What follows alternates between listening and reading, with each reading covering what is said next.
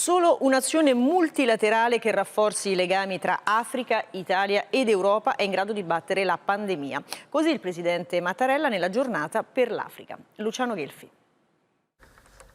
Il Mediterraneo come un ponte fra Europa e Africa, un multilateralismo efficace come via per dare una risposta economica congiunta alle conseguenze economiche e finanziarie della pandemia. Sono concetti che gli stanno particolarmente a cuore, quelli su cui insiste il presidente Mattarella in occasione della giornata per l'Africa. Serve uno sforzo comune per riattivare l'economia dopo i tantissimi lutti causati dal virus, sottolinea nel suo messaggio, ribadendo il sostegno italiano ai processi di riconciliazione nazionale e ai percorsi di cooperazione regionale anche attraverso l'Organizzazione per l'Unità Africana.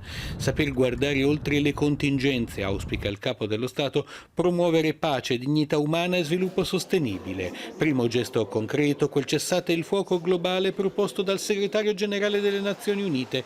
E il nostro Paese è pronto a dare un contributo attivo in termini di soluzioni concrete e innovative da individuare, anche nell'ambito della presidenza italiana del G20 prevista per il prossimo anno.